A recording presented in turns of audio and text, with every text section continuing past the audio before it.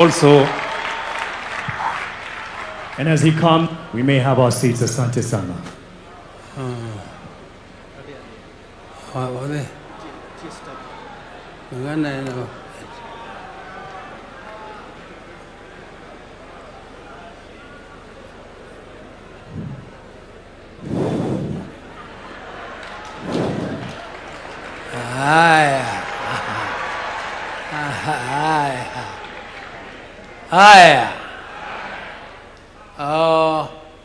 Your Excellency, the President of the Republic of Kenya, Deputy President, and all protocols observed, dear delegates. Delegates, I'm also just one of you. I'm so impressed, highly impressed by the energy of the youth. The youth has so much energy, and I'm happy that our country has a future. Because when you have such vibrant youth, then you know that this country will be in safe hands. And the development of this country to the level of Singapore.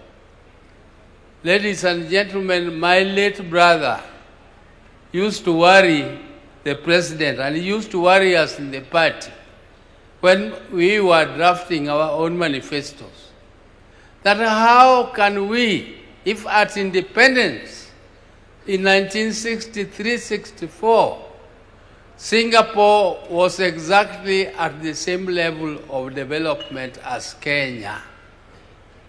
Singapore, in terms of income per capita, in terms of the NDP, in terms of GDP, and the development growth, we were exactly at the same level. And my brother used to ask that question.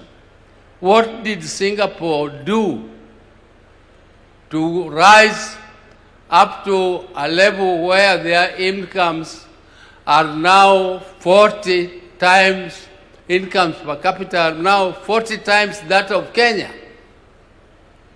We must think as Kenyans. Where did we go wrong, and where did Singapore go right, that they achieved that level? Professor Hino, who was advisor to Raila when he was Prime Minister, has given you where Singapore is and where Kenya is. He has not told you why Kenya is there and Singapore is there. He only told you where Singapore is. And where Singapore is reachable. We can reach it if we do what Singapore did. First, we must deal with this animal called corruption. Corruption is very difficult to eliminate. It is very difficult. I've traveled all over the world, but I know it is possible to build a society which is non-tolerant to corruption. We can build a society which is completely non-tolerant to corruption. We need also to reduce government wastage. Wastage in government. We need to tighten our belts, those who are in government. Let us tighten our belts for the people, for the sake of the people of Kenya. And let us make sure that our young population is educated. Education is the only equalizer. And there is no shortcut to education. You have to educate young people who are trained in technical subjects so that you can attract investment. Government can only do infrastructure. Government cannot do development. Development is for the private sector. Government can only participate a little here and there. But for you to attract the private sector, you need to educate the young people. You are not going to import labor from elsewhere. The labor must come from us here. We have to get employment, and the employment is creatable. We can create it only if we educate our young people, and we also need to invest in research. People are talking about development, but they don't think that industry needs innovation.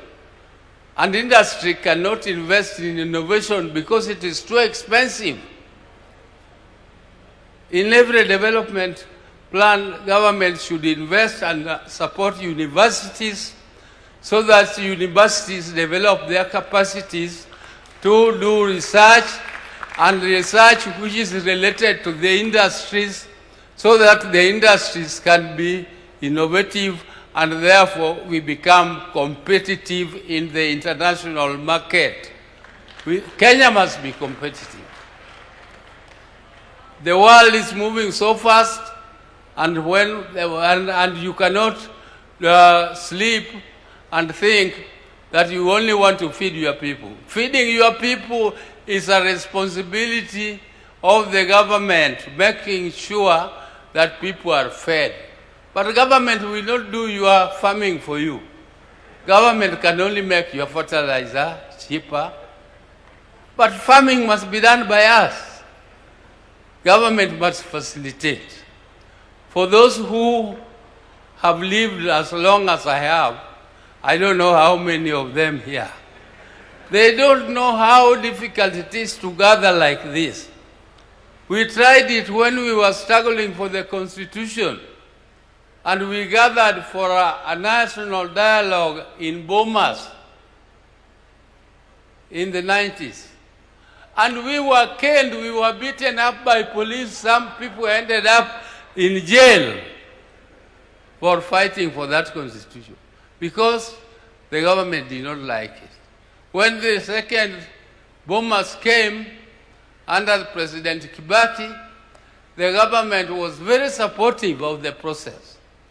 The government supported the process. But during the end, when the government realized that some of the ideas which are coming out of national dialogue is not favorable, the government decided to scuttle it. And therefore, that national dialogue came up to nothing. That Boma's draft is still there, lying in the shelves, and it was produced by Kenyans. So when you have a supportive president who has paid, who is ready to pay for this forum to continue, those of our colleagues who are missing here are missing an opportunity. And an opportunity comes only but once, it never comes again. If you miss it, you will never find it again. Because you will not find another President Ruto. Maybe another president comes with some other ideas and we will not like the ideas. I like the experts here. They are very good. They are very, very good. But you can be so good if you don't have a supportive president. You can have good ideas, but they will lie in the shelves for good. So take this opportunity and make your ideas catapult into fruition, and let us make sure that this forum comes out with a good vision which will guide Kenya up to 2060. 2060. Some of us will not be there. But we are so happy that Kenyans are thinking about it, and I'm so happy. Thank you very much. And I want to thank you. Power is there, and power is supporting you. Asante sana. Asante sana. Thank you very much. Thank you. Yeah. A round of applause for Powerman. Thank you very much, Mzee. Thank you very much. I think by way of winding up, I want one governor to speak on behalf of the governors who are here to tell us what are their thoughts on how do we take this process forward. Also, to represent